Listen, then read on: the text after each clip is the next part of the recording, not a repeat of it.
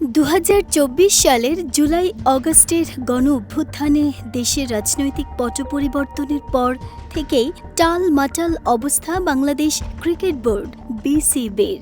দীর্ঘ এক যুগেরও বেশি সময় সভাপতির দায়িত্বে থাকা নাজমুল হাসান পাপনের পদত্যাগের পর গত ২ বছরেরও কম সময়ে ৩ বার পরিবর্তন হয়েছে বোর্ডের শীর্ষ নেতৃত্বে।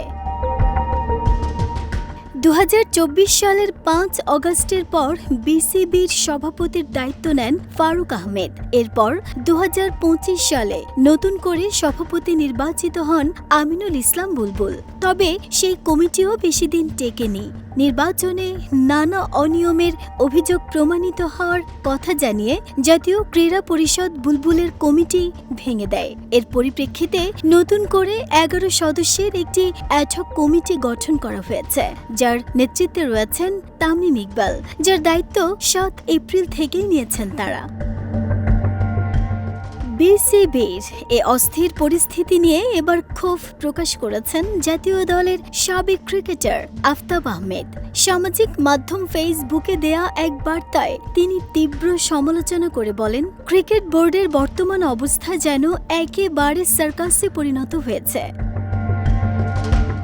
আফতাব আরও বলেন, ক্রিকেট বোর্ডে যে পরিমাণ সার্কাস চলছে, ২০০০ টাকা দিয়ে টিকিট কেটে দেখলেও আপনার টাকাটা বৃথা যাবে না। এখন বাংলাদেশের সবচেয়ে বড় সার্কাস হচ্ছে ক্রিকেট বোর্ড।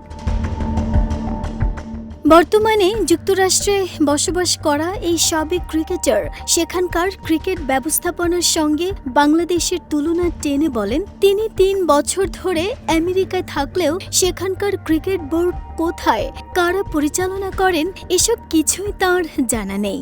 অথচ তিনি নিয়মিত ক্রিকেটের সঙ্গেই যুক্ত আছেন এবং কাজ করছেন। তিনি আরও জানান, আমেরিকায় আছে ৩ বছর, ক্রিকেট বোর্ড কোথায় সেটাই জানি না, কারা মেম্বার সেটাও না, কিন্তু প্রতিদিন ক্রিকেট নিয়েই কাজ করছে। শেষে হতাশা প্রকাশ করে আফতাব বলেন, এই পরিস্থিতি আর কতদিন চলবে তা তিনি জানেন না। তাঁর মতে বাংলাদেশের ক্রিকেট এখন আর যেন ক্রিকেট নেই, যা চলছে তা শুধুই এক সার্কাস। দর্শকদের উদ্দেশ্যে তিনি কৌতুক করে বলেন, এই সার্কাস দেখার জন্য সবাই প্রস্তুত থাকুন। নাহিদা, স্মৃতি, দেশ রূপান্তর।